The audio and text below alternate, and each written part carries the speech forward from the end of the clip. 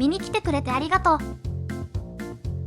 1、ドアインザフェイステクニック。これはね、最初に大きなお願いをして断られることで、その後に小さなお願いをすると承諾されやすくなる心理テクニックだよ。相手の罪悪感を利用する部分もあって、日常の交渉事でも結構使えるから不思議だね。10億円貸してからの100円ちょうだいとか。2、サンクコスト効果。すでに費やしたお金や時間を引きずって続けるべきでないものをやめられない心理状態のことなんだ。投資や掛け事をやる人は思い当たるところがあるかもね。これを意識することで無駄なリソースの投資をやめて新しい可能性に目を向けるきっかけになるんだよね。3、注意の矢印効果。これは相手に気づかせたいものや場所、視線や体の向きで自然と伝える方法なんだ。実は人は無意識に他人が見ている方向に興味を持つことが多いから、これをうまく使うと相手の関心をコントロールできるんだよ。4、スピーキングインラテラルシング。これは会話の合間に相手の名前をさりげなく挟むテクニックで、相手に特別感や親しみやすさを感じさせる効果があるんだよ。誰でも自分の名前を聞くと無意識に意識を向けちゃうから、会話の中で効果的なんだ。5、フットインザドアテクニック。一番のドアインザフェイステクニックとは逆に、最初に小さなお願いを聞いてもらうことで、その後の大きなお願いも承諾されやすくなるテクニックだよ。人は一貫性を保とうとする心理が働くから、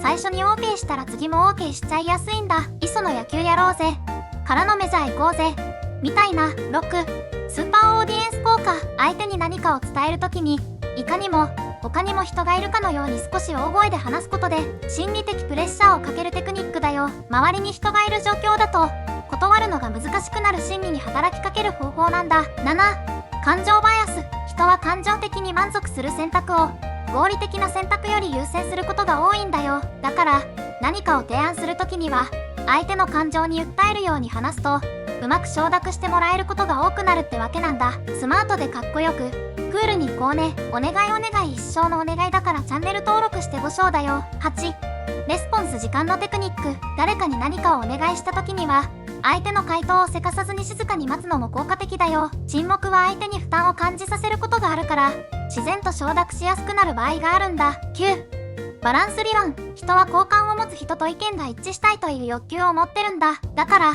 相手が好意を持ってくれる状況をしっかり作れば意見やお願いを聞いてもらいやすくなるっていうの。面白いのはこの理論を使って自分の望む結果を手に入れるために相手との共通点を探したり相手が関心を持ちそうな話題を意識的に選ぶことができるってことなんだよ。好感度が上がればそれに従って意見の一致が生まれてお願い事や提案がもっとスムーズに通りやすくなるってわけなんだ。一生のお願い。10、ハロー効果。ある印象が他の特徴に影響を与える心理現象だよ。例えば見た目がいい人は性格も良さそうに感じたりね。この効果を意識して第一印象を良くするように努力すると全体的にポジティブな評価を得やすくなるんだよ。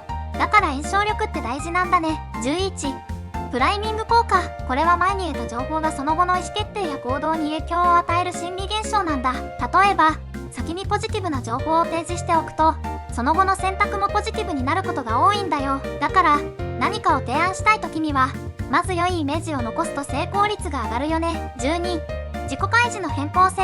少し自分のことを話すと相手も自然と自分のことを話したくなるんだ。この心理を活用すると相手との距離を縮めることができるんだよ。ただし話す内容は相手に負担をかけない程度にね。13、カリスマの力。人はカリスマ性のある人に魅了されてしまうことが多いんだ。この特性を持つ人は自分の魅力を意識して活用すれば周囲の人々に影響を与えやすくなる。周囲の人に影響を与える人というのはやっぱりすごい人ばかりだよね。14、ピグマリオン効果。これはね、他人の期待が自分の行動や成果に影響を与える現象なんだ。例えば周りから頑張ってるねと言われるともっと頑張りたくなっていい結果を出すことが多いんだよ。だから周りの人にポジティブな期待を持つことでその人自身も成長しやすくなるんだよね。15、バーナム効果。誰にでも当てはまるような曖昧な情報を自分に特化していると感じてしまう心理なんだ。占いや性格診断でこれは確かもって思うのはこのバーナム効果が働いているからなんだよ。だから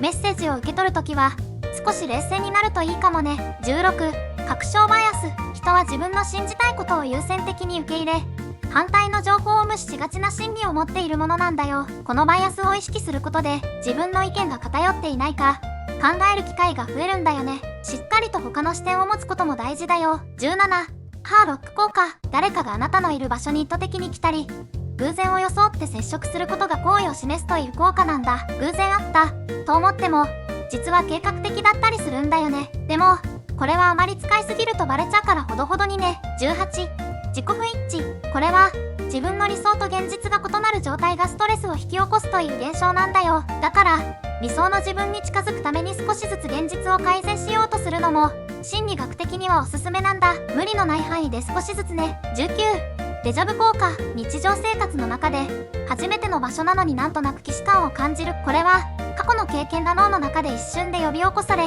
現実と勘違いしちゃうんだよ。脳の記憶システムの複雑な働きが原因って言われててちょっと不思議だけど面白いよね。実際に起こるシーンや状況が記憶とはぴったり一致しないにしてもなんとなく見覚えのある感じって不思議と心に残るものだよね。デジャブが起きた時は過去の自分を思い出してみるのもいいかもね。20、ゲインフレームとロスフレーム。人は得られる利益よりも失うことを避けたいと感じる心理があるんだよ。これを活用するときは提案をするときにこれをするとこんなことが得られるよというよりもこれをしないとこんなことを失っちゃうよと伝える方が効果的なんだ。相手の恐怖心に訴える方法だけど気をつけて使わないと相手に負担をかけちゃうこともあるから注意が必要だね。21、共通の敵効果。人間は共通の敵や問題を持っている時に団結しやすくなるという心理現象だよ。例えばスポーツの試合で敵チームに対抗することで観客やチームが一つにまとまりやすくなるんだ。ただしネガティブな理由で人間関係を築くのは長期的には問題を生む可能性があるからほどほどがいいかもね。22、プライミングの相補性効果。プライミングの相補性効果はある状況で一つのアイデアや感覚がこちらから呼び起こされると相手も無意識にそれに応じることがあるんだよ。例えば笑顔で話しかけると相手もつられて微笑み返すことがよくあるんだよね。